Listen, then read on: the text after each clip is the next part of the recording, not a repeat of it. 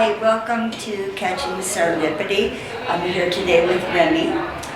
Remy is the host of a podcast called The Trauma Party. And I've listened to a couple of podcasts since we talked last, and I'm really impressed. Especially the one about mental health was really good. Mental health wasn't what it was called, but it talked about mental health. Anyway, I really appreciated the viewpoints that you put forth in the podcast. And let's start with, saying hello. You can say hello. Hi, I'm Remy.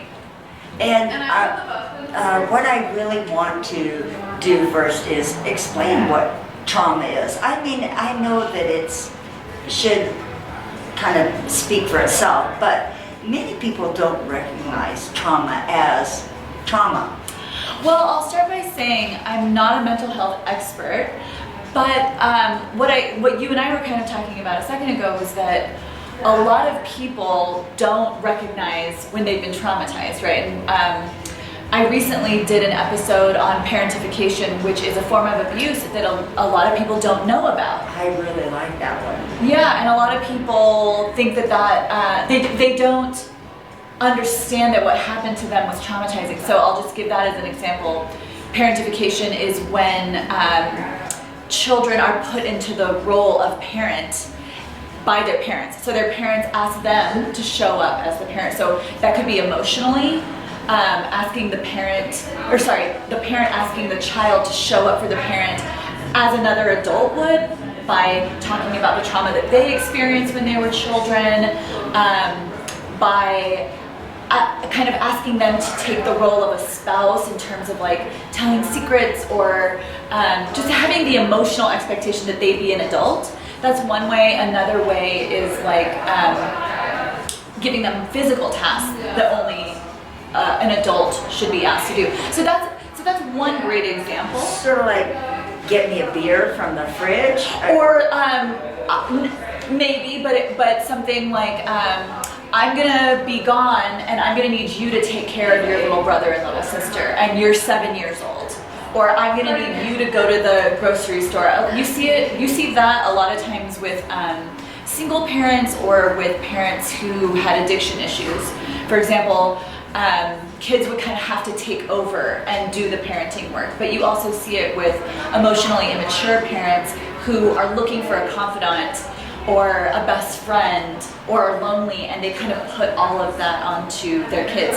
So that's a great example, because a lot of people were maybe rewarded for that behavior. They were told like, oh, you're so responsible, or oh, you're the kid I never have to worry about, or you help out so much.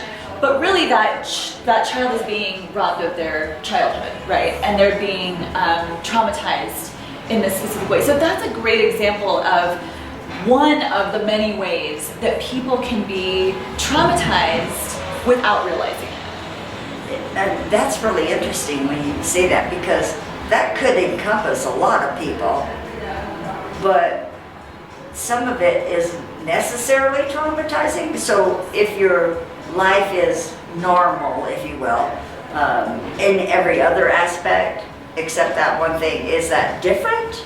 Or is the parent putting too much responsibility on the child? Well, I think that's something, and see, this is why I'm such an advocate for therapy. I think it's so important to take these kinds of things to therapists, and that's why I always have therapists on the show, because I ask a lot of these questions too. And this is why I started the podcast, is because I started to realize these are the conversations I really wanted to have. And to your point that we were sort of chatting about earlier, I just feel like a lot of people are sort of, the trauma is the water that we swim in, and that they swim in. They don't realize that having this depressive feeling, having this short temper, having a thought that immediately goes to despair, like, oh, well, I'll never get that, I can never achieve that, I would never win that, right? That's trauma. That's the manifestation of trauma. But so many people just think that that's normal, and so it's this it's why I want to have these conversations so that A, we can normalize those feelings and be like, man, this is so many of us going through this. But B, to get those kinds of questions that you just had answered by real professionals who can kind of help reorient us and help explain how these things work. But I also will say, to your specific question, it would really depend on the person's experiences, and Sure. that's why I always say, like, I it's get it. so important to see a therapist. Yeah. So from what you said, people think that it's normal to feel like shit, right? Yeah. Is that the case? I think so. I think sometimes we don't even realize what it is that's coming up, right? Or we think we've gotten so used to it. So leading up to me starting this podcast, I had experienced years and years of bouts of depression. And it was what my therapist called episodic depression. I wasn't chronically depressed, but if something would happen, if something didn't work out in my favor, I would fall into despair pretty quick. And I think because I've always been really high functioning, I've always been able to like have a job and get dressed in the morning and clean my house, whatever. I think for many, many, many years, I just thought, I'm just sad or something. I'm just having a hard time. But as I got older and I started to notice that the more something happened, the less resilient I was every time. Like I started having suicidal ideation. I started feeling like, there's really something here. And I was one of those people who really didn't understand that she had been severely traumatized until I started doing the work with a therapist and getting clear on like, whoa, these experiences that you had, that's trauma. So I wanted to create a space for people to go, oh shit, that happened to me. Wow, I didn't realize, I also have a sort of despair response or a rage response or whatever it is to these situations. Wow, I didn't realize that was a traumatic response, right? Like that was me kind of responding from trauma instead of like responding from a healed space. Now, I understand that you're not a mental health therapist, a mental health professional, but in your opinion, do you find that this happens to women more than men? I don't mean to discount men and the space that they're in, but society has set up women to be somewhat subservient to men. And so have you found a lot of women, I know you get responses from people all over the world on your podcast. Is it more women than men that respond to you? It is more women than men. And I'll say women certainly have been traumatized in what I think is a very specific way. I don't think it's shocking to anyone to say that we live in a patriarchal culture. And really, I'm so surprised. Was that sarcastic? I mean, we live in a patriarchy, and that is traumatizing for women. And what I'll also say is, it's also traumatizing for men in a different way. I'm sure. Right, like women are crazy because they're so emotional, right, which is very dismissive of women's emotions. But it's like, here's the thing. I have another podcast, which is a true crime podcast, where my sister goes through a true crime, and then I'll look at the astrology of the murderer and try to understand what was going on in their chart that led them to that place. I'm getting to your point. That's okay. Yeah, go ahead. Well, so what's fascinating about it is recently we covered Richard Ramirez, who was a heinous, sick murderer in California in the 80s. And when I looked at his chart, I saw very clearly this is a person who is extremely sensitive, but bottles it inside. It was laid out in his chart. This is not a person who knows how to express pain, which is, we could say, exacerbated by the fact that we live in a patriarchy where men aren't allowed to have feelings. So when he was interviewed after he was arrested, one of the things that he said was he was exposed to severe trauma at a very early age. But what he said was, I didn't have an emotional response to that. I just thought it was fascinating. If you think that murdering a lot of people is not having an emotional response, but here's the thing, we tell men it's okay for them to have anger, but it's not okay for them to have any other kind of emotion.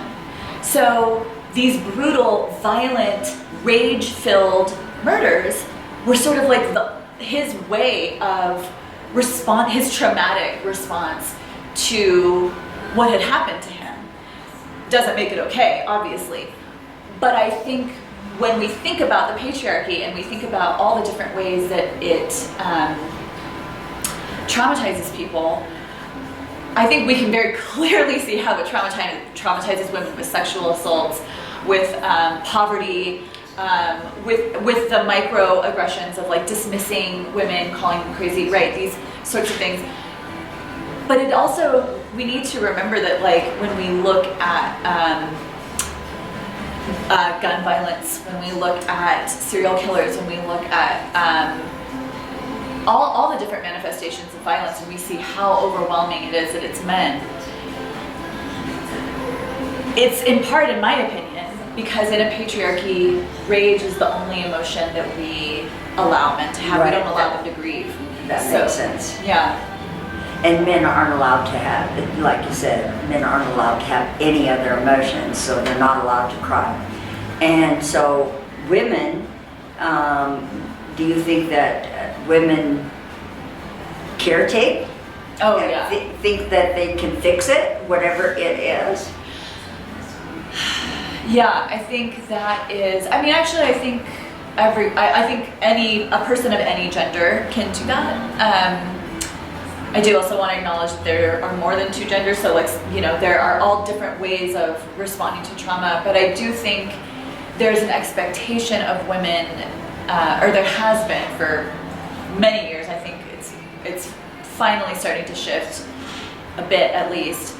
But yeah, that women be the nurturers, right? That's why there's always the expectation of women that they have kids, whereas like if men are successful professionals, there's not that question from interviewers all the time, well, how does this affect your parenting, right? Yeah, that's pretty interesting. Yeah. So women have to juggle everything. Between a career and a family, and that is one of the certainly one of the things that is traumatizing for women. And I actually have an episode on the trauma of motherhood, because a lot of women are expected to do all the things. And actually what's so interesting is one of the statistics I remember when I was researching for that episode was that there are more single mothers in the United States than in most other countries. Really? Yeah, and I didn't realize that. Yeah, and I'm not sure why that is, but if you think about the trauma of trying to raise children alone in unhelpful society. Well, yeah, I mean, you look at European countries where some of them you're paid to mother, right? Like that's seen as a job, a government job, and you receive cash, and like here, of course there are going to be people who have arguments against that, but here it's like, for example, my mom was a single mom, and I know it was incredibly traumatizing for her to not just figure out what ended up happening was survival was the focus. It wasn't about thriving in our health, it was about surviving. And that's traumatizing. That was traumatizing for her, and it was traumatizing for us as well.